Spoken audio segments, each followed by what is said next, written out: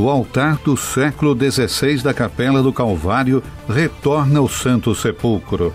No dia 12 de fevereiro, o altar da Capela da Crucificação, no Santo Sepulcro, retornou a Jerusalém para ser colocado em seu lugar privilegiado, o Calvário.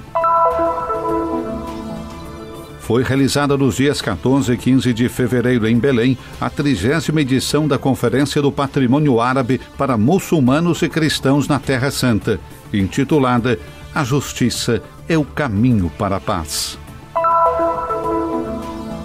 LifeGate, uma revolução para a integração. O LifeGate é um instituto que luta contra a marginalização de pessoas com deficiência na Palestina, criando oportunidades para transformar a deficiência em motivação e determinação. A origem do jubileu e seu reflexo no Novo Testamento. O padre Davi Neuhaus, professor de Sagrada Escritura, nos ajuda a refletir sobre o significado do ano jubilar na Bíblia.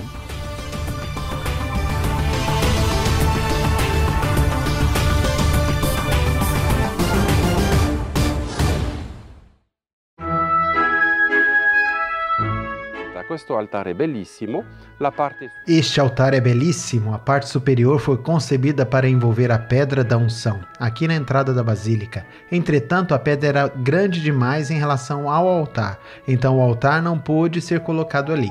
Não era um altar, mas um relicário destinado a abrigar a pedra. Assim, os frades de São Salvador, juntamente com a comunidade local, criaram esta esplêndida obra em ferro forjado para realçar o relicário e transformá-lo num altar.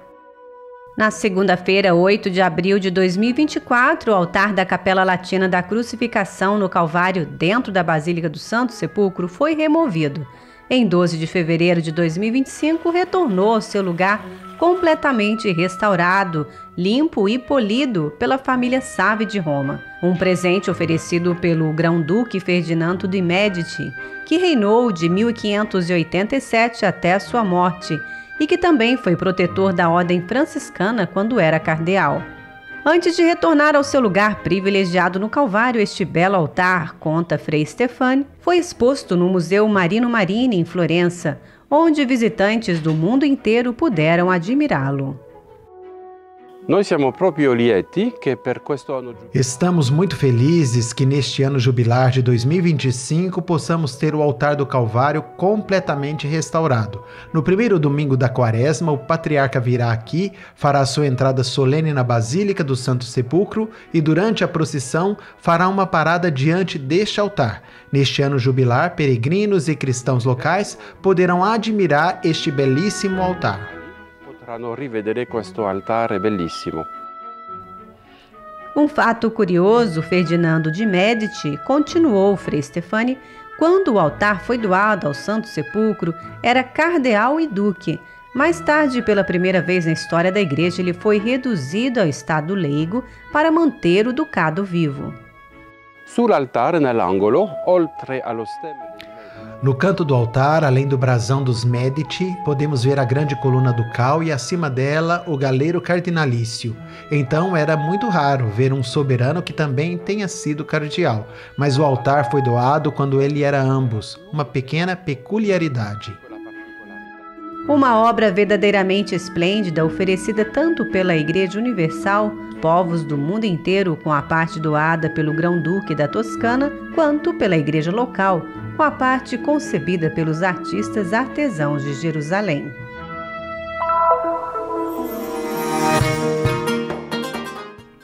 O Centro Aulica para os Estudos Religiosos, Patrimoniais e Culturais na Terra Santa sediou em Belém, nos dias 14 e 15 de fevereiro, a 30ª edição da Conferência sobre Patrimônio Árabe para Muçulmanos e Cristãos na Terra Santa, intitulada A Justiça é o Caminho para a Paz. A conferência contou com a presença de padres, intelectuais e acadêmicos de Belém, Galiléia e Haifa. Nos últimos anos, sentimos que era essencial que a conferência se concentrasse sobre o tema da justiça e da paz. Sem alcançar a justiça social, a justiça distributiva na sociedade e a paz civil, a verdadeira paz permanece inatingível. Em seu discurso durante a conferência sobre o impacto da guerra no turismo palestino, Majed Ishar, diretor-geral do marketing turístico do Ministério do Turismo e Antiguidades, enfatizou o papel crucial do setor do turismo na economia palestina. Ele destacou um déficit diário de 2,5 milhões, uma taxa de desemprego de 36% em Belém e a perda de meios de subsistência para 7.800 trabalhadores do setor. O prefeito de Belém, Anton Salman, falou sobre o papel dos muçulmanos e dos cristãos na promoção dos valores da convivência. O conceito de convivência nasce dos hábitos, das tradições, das normas, da cultura e da educação, tanto na família quanto na escola. A coexistência é uma realidade indiscutível na sociedade palestina, assim como qualquer comportamento que se desvia dos nossos costumes e tradições é condenado e rejeitado pela sociedade. Em sua palestra, Sami Al-Youssef, econômico-geral do Patriarcado Latino de Jerusalém, descreveu as dificuldades relacionadas à prevenção dos lugares santos e explicou que o confronto com as autoridades locais diz respeito principalmente às isenções fiscais para as propriedades eclesiásticas. Em Israel, por exemplo, tais isenções são baseadas no status quo, mas a ausência de uma lei que regule deixa a igreja constantemente vulnerável a demandas de imposições fiscais. Existem também os desafios relacionados ao grande número de organizações cristãs que prestam serviços, muitas das quais estão enfrentando graves crises financeiras. Os desafios também afetam organizações administradas por ordens religiosas. O número de vocações hoje está diminuindo, por isso, pergunto-me se estas ordens conseguirão continuar a gerir as instituições.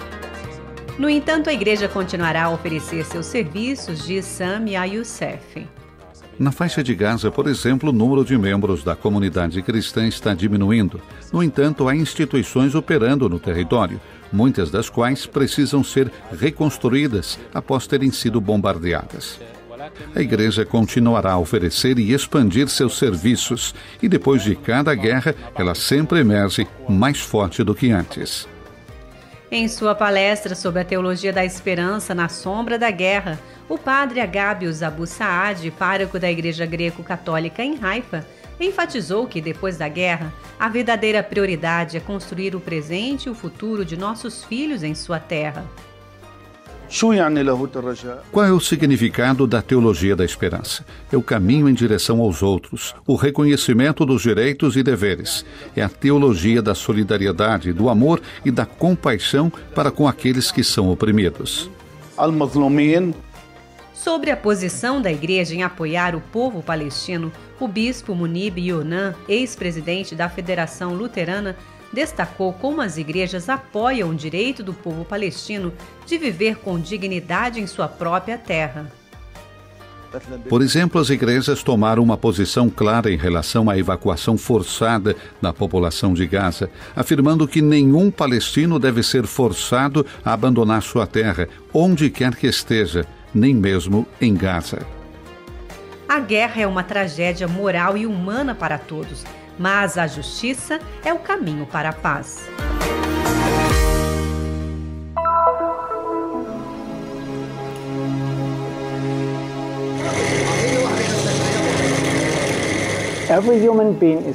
Todo ser humano é, aos nossos olhos, uma maravilhosa criação de Deus, com direito a ser amado, educado, formado, vivendo da forma mais independente possível. E é exatamente por isso que estamos aqui.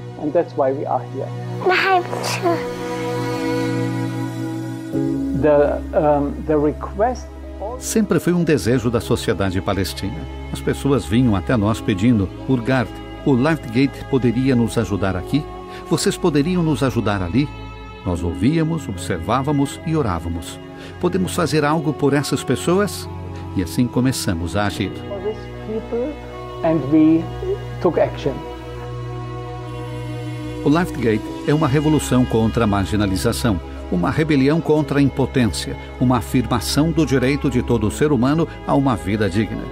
A Fundação LifeGate luta todos os dias para quebrar as barreiras impostas pela realidade às pessoas com deficiência na Palestina, criando oportunidades e construindo um futuro no qual a deficiência se torna uma motivação, o desespero se transforma em determinação e os sonhos se tornam realidade.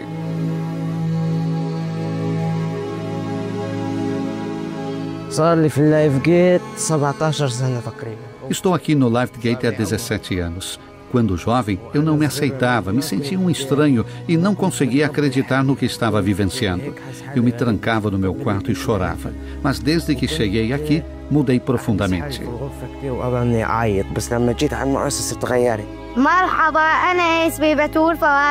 Olá, meu nome é Batul Faralgri.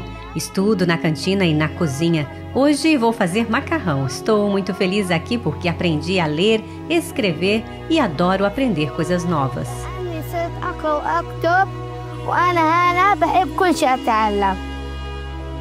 Desde a sua fundação em 1987, o LifeGate em Beit Jala se tornou um símbolo de compaixão e esperança. Sob a orientação de Burghardt, acompanhou a jornada de milhares de pessoas com deficiência, oferecendo-lhes oportunidades de educação, integração e independência. Aqui encontramos amor, paz, cuidado e carinho. Nós nos sentimos em paz sabendo sempre onde nossos filhos estão. Eles estão seguros. Aqui está a palavra certa, segurança. Senti isso imediatamente com minha filha desde o momento em que chegamos. Tudo mudou. Nós também estamos felizes com ele e o amamos do jeito que ele é. Não queremos que isso mude ou que o tempo volte. Não queremos que nos deixe. Nós o amamos exatamente pelo que ele é. Às vezes sinto que ele é quem cuida de nós e não o contrário. Na verdade, isso nos ajudou a descobrir muitas coisas que não sabíamos. Ele não quer que eu fale. Deus nos deu inteligência e um corpo, dando-nos assim a capacidade de agir e mudar. Não podemos permanecer espectadores, nem nos render ao medo ou à impotência. Hoje, mais do que nunca, é hora de transformar nossa fé em ações que tragam esperança à humanidade.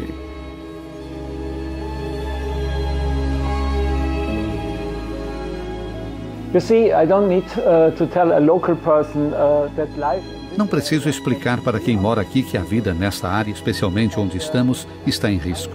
E eu mesmo, como cristão, interpreto a Bíblia sabendo que Deus nos fez muitas promessas.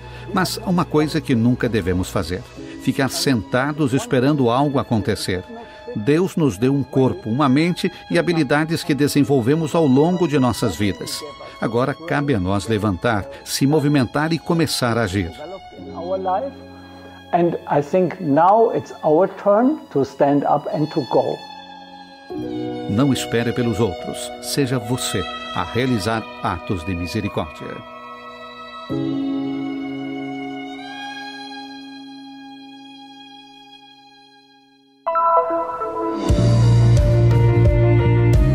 A Igreja Católica proclamou um ano santo especial que começou em 24 de dezembro de 2024 e terminará em 28 de dezembro de 2025, um ano jubilar dedicado ao tema da esperança.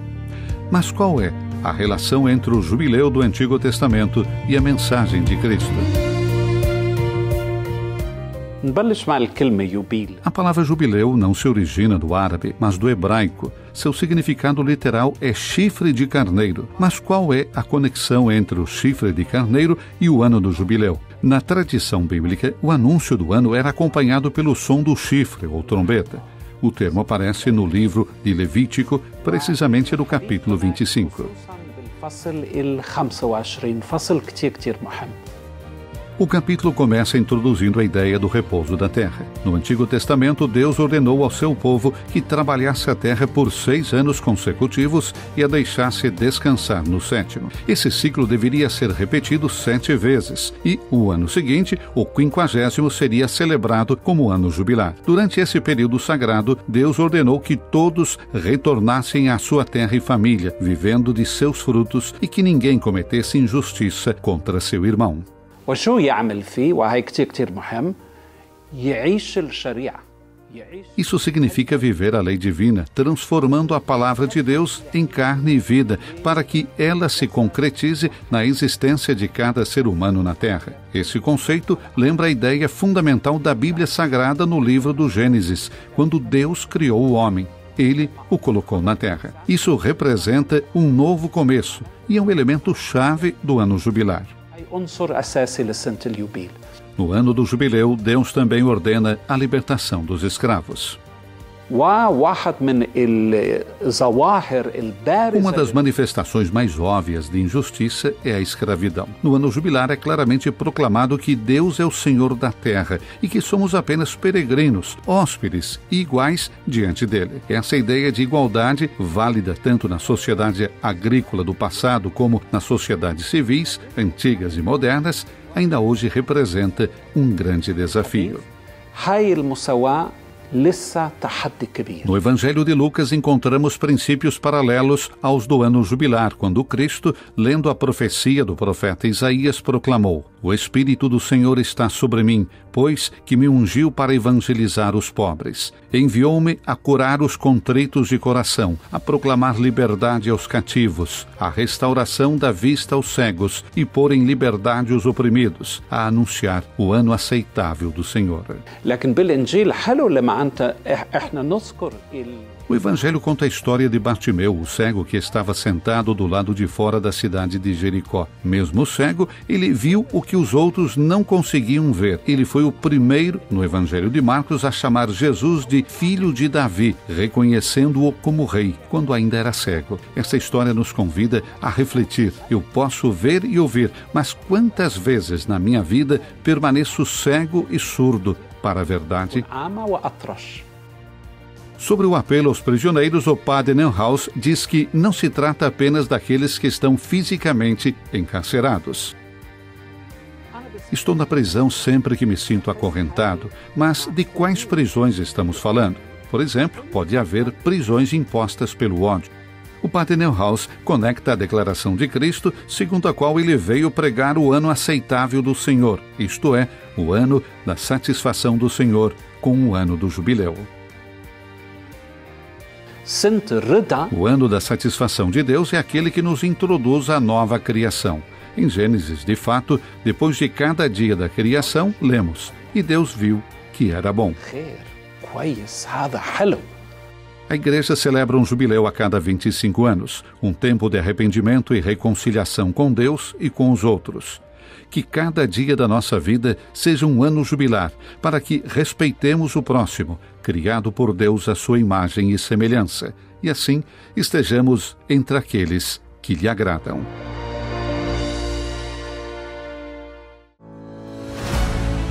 Acesse o novo website do Christian Media Center. Num layout clean e moderno, encontre aqui nossos vídeos e programas especiais da Terra Santa. Assista ainda os eventos transmitidos ao vivo e as câmeras 24 horas de Nazaré e Belém. Com vídeos dublados em 10 línguas, nós levamos a Terra Santa até você. Para nos ajudar de forma concreta, leia o QR Code. Sua escolha fará diferença.